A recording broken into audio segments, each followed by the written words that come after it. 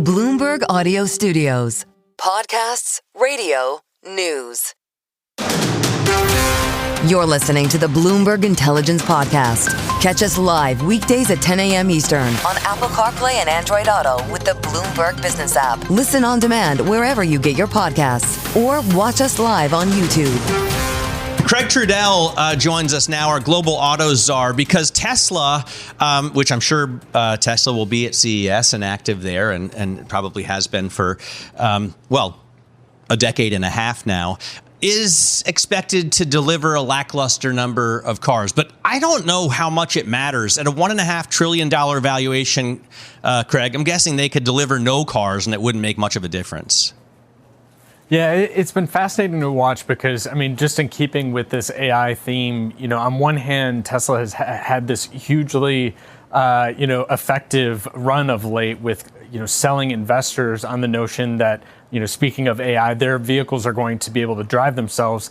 On the other hand, you've seen Wall Street sort of get more and more comfortable with the idea that people aren't actually, all that inclined to go out and buy their cars. And on one hand, you would think that vehicle sales would kind of move in at least some correlation with the optimism about the self-driving capability that Musk has been promising for years, and yet we've seen a sort of divergence here, particularly I would say in the second half of last year, where the stock really took off. To the company's credit, they did have a great third quarter, but everyone saw coming that there was going to be a big payback in the fourth quarter once tax credits in the U.S. faded away.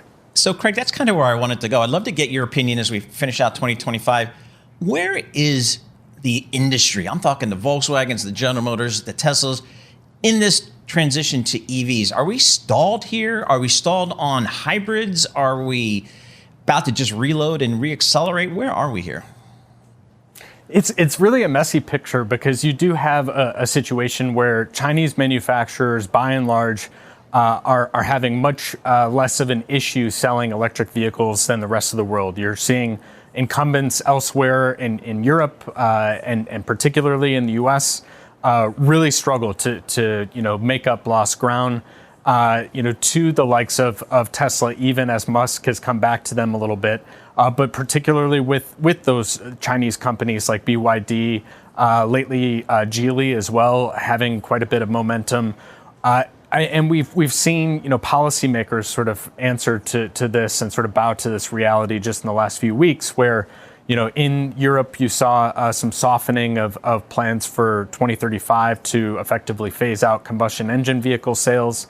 And, in the U.S., we saw, a really dramatic move out of Ford for them to, sort of put out there that they expect to take almost $20 billion worth of charges tied to unwinding all of these EV projects, getting rid of the F-150 Lightning. It's really a messy picture for the rest of the industry. Paul loved the F-150 Loved the F-150 Lightning. I mean, I loved it too, but I got to say, I feel like the GMC Sierra, which they're going to keep making, is an incredibly solid project, the Silverado as well. Therein lies the difference between U.S. Electric vehicles and Chinese electric vehicles. Like, I guess there are two, right, Craig? The Chinese subsidize this industry to the tune of hundreds of billions of dollars, whereas the U.S. administration is positioned firmly against EVs. And, you're paying six figures for an electric vehicle. If I could buy one now, I would buy a Porsche Taycan or maybe the Sierra or maybe a Cayenne, And in China, you're going to pay more like $20,000 for an electric vehicle. Yeah, I think, to the credit of these Chinese manufacturers, you have seen a company like BYD try to have, a bit of a cake and eat it too situation where, to your point, absolutely, they sell a heck of a lot of really, really cheap electric vehicles. They are also trying to go up market and sell, sort of position actually, relatively new sub-brands of vehicles that are performance cars. I don't think they're, by any means moving those in the sorts of volumes that, are in any sort of comparison to what they do, on the lower end. But that being said, absolutely, the level of commitment that we've seen out of China to this project, we haven't seen, from one administration to the next, these wild swings in approach. We absolutely have seen that. Stay with us. More from Bloomberg Intelligence coming up after this. You're listening to the Bloomberg Intelligence Podcast. Catch us live weekdays at 10 a.m. Eastern on Apple CarPlay and Android Auto with the Bloomberg Business app. Listen on demand wherever you get your podcasts or watch us live on YouTube. Ford Motor Company with probably the news of the year from an American automaker, $20 billion write-down. It's just absolutely massive, especially if you add it on to the billions of dollars in write-downs they've already taken on the EV business. Let's bring in Erin Keating right now, Cox Automotive. She has been covering this industry for years and has been a guest on my podcast. Oh, Bloomberg Hot Pursuit with Gold Hannah Star. Elliott. Erin, what do you think about the move by Ford? Because they have been really spectacularly unsuccessful with EVs. At the same time, General Motors has, I can't even count how many. They've got the Hummer, they've got the Sierra, the Silverado, they've got the Chevy Bolt, they've got the Equinox, they've got the Chevy Blazer, they've got all the Cadillac EVs. Like the list goes on and on and on. Such an incredibly broad offering. Are they losing the same amount of money as Ford was on their Lightning and Mach-E? Well, first of all, it's always great to see you, Matt. Thank you for having me. Hi, Paul. As you can tell, I'm one of the sufferers of the cold and illness that came through the holidays. But yes, I mean, GM does have the breadth and depth of the EV lineup. So they've been able to diversify the cost across a pretty broad set of vehicles that are available on the market. So sure, they've also noted that they've taken some hits from having to build out their electrified portfolio, but certainly not anything on the level of what Ford has had to do because they've had such limited vehicles that have been available, whether it's the Mach-E or the Ford F-150 Lightning. And the Lightning honestly just didn't do as well as they expected it to do. And so, you know, as they say, even when we're talking about tariffs, the more product you have to spread that cost across, you know, the better you're going to be moving into the future. And GM seemed to have nailed it as far as having some models that were really attractive to people at good price points. That's where I wanted to go, Erin. Affordability, some of the numbers we hear out there on the average cost of a new car, just staggering for most people. What can the industry do, if anything, to address that affordability issue? I mean, honestly, here's the deal. We talked about this a little bit in our fourth quarter call. The cars, you know, the price of vehicles, yes, they've gone up. And we really experienced that huge spike during the pandemic, which kind of level set us at this new, call it average transaction price of $50,000 per car. But we are seeing people generally buy more expensive vehicles, the bigger vehicles. So somewhat of this is consumer choice. They're preferring the larger, more expensive vehicles. And another big story is the interest rates. I mean, this is a no-brainer. We've nearly come back to what about 36 weeks of income it costs to purchase a car now. Back in 2013, that was 33 weeks of income. But what's really changed over all of these years is that the interest rate has doubled. And so that people are extending their loans. You know, we've heard the 100-month loan now. So they're not paying less, they're paying longer. And in fact, they're paying more in interest over time. But the automotive companies, I think, you know, how Ford's talking about how they're trying to watch their costs, make better decisions on more profitable models. That's going to help them to at least keep costs down or at least stabilize so that pricing won't continue to go on some sort of stratospheric rise. But we are going to continue to see normal inflationary pressures on cars, just like we see on any other consumer good. By the way, it reminds me, I was in a Dodge dealer last week getting some new shoes on my Dodge Challenger Scat Pack wide body. Of course. How's that doing? Got the naturally aspirated Sure it does. Hemi. Yeah. And I saw that they were offering 0% APR on a 36-month financing for their trucks. Yeah. Obviously, that's going to be a high payment for the short duration, but are you seeing, Erin, more companies, car makers, finance arms eat it for the consumer to give them lower interest rates? To be fair, I think most of those finance deals are coming in for the well-heeled consumers. I mean, this is the other thing that we talk about in the automotive market is the bifurcated market, right? So it's usually the higher income individuals that are actually feeding our new vehicle market in the first place. And those are the individuals that are going to have better credit ratings and are likely getting a lot more of those deals. So would I say that the financial arms are eating it? They were certainly when it came to electric vehicles.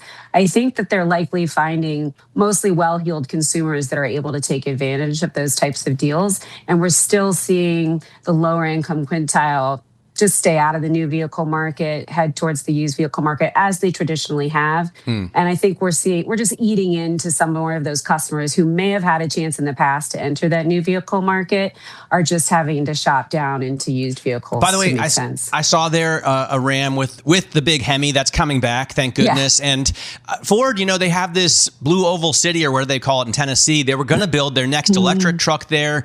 Now I'm guessing it's going to be a steel-bodied Ford Classic with the big 6.2-liter V8. Bring that back. Bring that back. Maybe a stick shift. Right. What do you expect? Wouldn't we love a stick shift? We talk about this all the time, Matt. Your knowledge of cars always amazes me. I do think that they're going to continue to look at, yes, absolutely, what has sold in the past, what continues to be popular with the American consumer, how do they maintain their base? I think the big question for the future is just going to be, where are we losing those entry-level customers?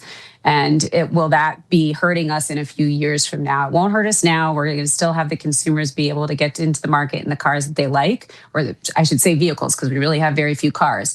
But are some of the automakers starting to work their way out of that entry-level vehicle in the future? Stay with us. More from Bloomberg Intelligence coming up after this. You're listening to the Bloomberg Intelligence Podcast. Catch us live weekdays at 10 a.m. Eastern on Apple CarPlay and Android Auto with the Bloomberg Business app. Listen on demand wherever you get your podcasts, or watch us live on YouTube. Let's stick with energy, but get into nuclear, because AI data centers have been driving, obviously, a surge in demand for power. And Centrus Energy says it's expanding its uranium enrichment manufacturing in the great state of Ohio, calling it a consequential transformation. We have the CEO of Centrus joining us now, Amir Vexler. So, Amir, first off, tell us big picture. Like Dan Ives always says, demand for AI is 12 to 1 compared to the amounts of chips out there. I'm not sure exactly what he means, but what about demand for power? How high is it compared to what we can supply now? Well, good morning, everyone. So we, from our perspective, for those of you who are not familiar with Centrus is a uranium enrichment company. Most of the nuclear reactors in the world require uranium enrichment. We are the only American technology, American-owned company, and with the only ones that are not majority state-owned. To your question about energy, it has been really quite fascinating to watch what has happened in the past year.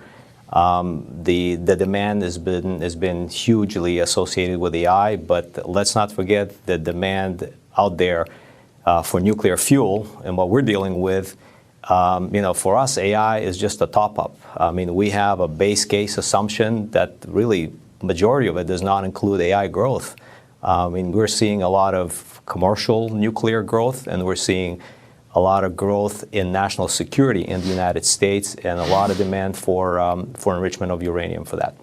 Amir, President Trump signed an executive order in May calling for the U.S. to speed up production of enriched uranium. Are you seeing that practically in the marketplace these days? Is that impacting your business? Oh, absolutely. I think one of the best things that happened to us in the recent history is the focus that the president, in fact, has put on the uranium enrichment side of the fuel cycle. It is the largest constraint, in my view, in the entire fuel cycle, and the ability to power the existing reactors and the future reactors. And so, absolutely, we see a lot of activity, so much so in that we have announced a few weeks ago that we are commencing the construction and fabrication of uranium centrifuges in our facility in Ohio. And by the way, in Oak Ridge, Tennessee. By the way, we're headquartered in Bethesda, and we operate 2 plants, one in Tennessee and one in Ohio, where the enrichment is done. I'm here for the holidays in Toronto, so you see the beautiful skyline of Toronto right behind me. But we are, based out of Bethesda and in the United States. Why choose my home state of Ohio? You're located right there. Like if I'm driving from Columbus past Chillicothe down to Ashland, you're right in the middle there in Piketon. Why did you choose that location? Oh, we go way back in that facility. That facility was originally constructed for a demonstration program of some of the centrifuges that we worked on with the Department of Energy. I mean, the ability of somebody to get into the uranium business, the uranium enrichment business, the barriers to entry is almost insurmountable. So, I mean, that's a great question. I mean, we've been working on our technology for decades in collaboration with the Department of Energy. And that was one of the original facilities where we have installed some of our demo cascades and centrifuges. In the past 2 years, we have built a demo cascade that has been producing HALEU, which is a high-assay, low-enriched uranium. It's a slightly more enriched uranium that is meant to power advanced reactors. And that's where we've been operating that cascade from. That's where we've been enriching it from. So our huge build-out is going to happen in that facility. I'm not sure I can exactly answer why Ohio was picked for that, but we love the area. We have some real talent in that area, and we're able to attract some real talent in Tennessee as well. I mean, I was just wondering if the Scioto River has anything to do with it, because it runs right through Piketon there. That's a good question. I may have to consult with some of the historians in the company. Hey, Amir, one technology that's got my attention here as we think about powering this AI revolution is small modular reactors, small nuclear reactors. Talk to us about that technology, and what do you think of it? My personal opinion is it is exciting. I think it's fantastic. There's a lot of companies here in the United States that are developing really exciting new technologies to make the reactors more efficient, more productive, safer. My personal opinion is it really does not matter to Centrus. Centrus is obviously cheering everybody on. We want large reactors to win. We want small reactors to win. We want advanced reactors to win. But at the end of the day, the enrichment will be required for that growth. Maybe more specifically to your question, I mean, I would love to see a world where we have a real balanced build-out of large reactors. And I think you heard President Trump announce that there's going to be build-out of the Westinghouse AP1000s. And we're also hearing that there's quite a few advanced reactor, small modular reactor companies that are very close to demonstrating their capability and being able to start putting power on the grid, and not too long from now. So my personal view is it's exciting. Where it comes from, it matters not to Centrus. We're cheering everybody on. Amir, what about transportation? I'm just curious about the logistics. I'm sure you don't put it in the back of an F-150 and truck it off to 3 Mile Island. So how do you move enriched uranium around? Yeah, so it depends on what state the enriched uranium is in. Typically, post-enrichment activities, it is in uranium hexafluoride state, which is sort of like a gaseous form. And this is so tightly regulated by the NRC and the DOT. There are licensed containers that are designed and have been tested in a series of stress tests to make sure that all transportation of uranium is done safely and the public is protected. And quite honestly, the transportation is very standard. It's been happening for decades and decades now. And it's been happening in Maritimes. It's been happening on the roads and highways and on rails. It's a licensed activity, and there's licensed containers that have been tested and stress tested for that. Stay with us. More from Bloomberg Intelligence coming up after this. You're listening to the Bloomberg Intelligence Podcast. Catch us live weekdays at 10 a.m. Eastern on Apple CarPlay and Android Auto with the Bloomberg Business app. Listen on demand wherever you get your podcasts, or watch us live on YouTube. Let's talk now about one of the biggest deals of 2025, or at least, I guess, agreed to deal. Hasn't been closed, obviously, yet, and that's the battle over Warner Brothers. Paul, this is one you've followed closely. Have you, by the way, have you bought or sold Warner Brothers yourself? I did, with AOL Paper back in 2001. I knew you'd been involved in that, and I love this deal also because it's one that President Trump had previously killed. Remember when AT&T wanted to buy Warner Brothers? He's got an interest in it now, it appears. He said no. The DOJ, they sued the DOJ, and they actually got it done. But then AT&T was like, wait, this was a bad idea. Yes. So then they got rid of it. And now it's up for grabs again.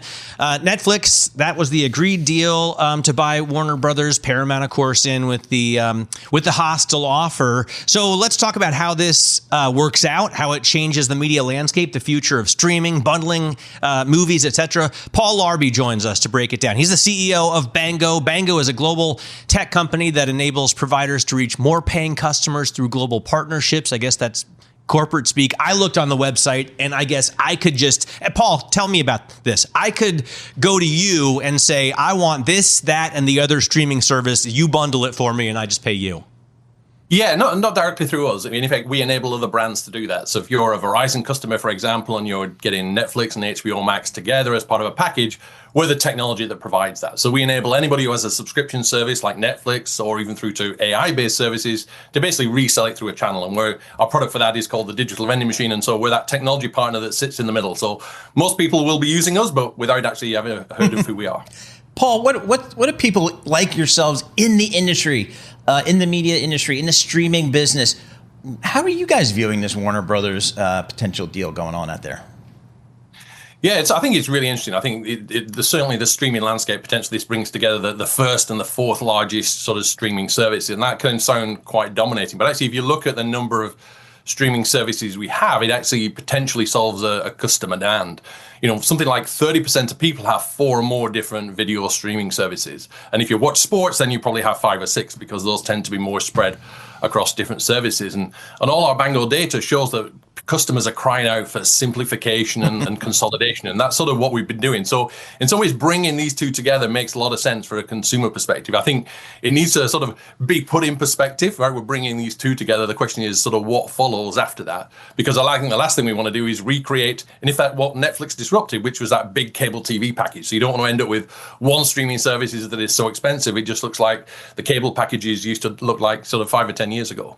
By the way, if you were, Paul, in charge of the FTC and you had to look at the streaming universe, obviously Netflix and HBO and Prime are in there. Would you also include YouTube and Instagram and what's the Chinese one?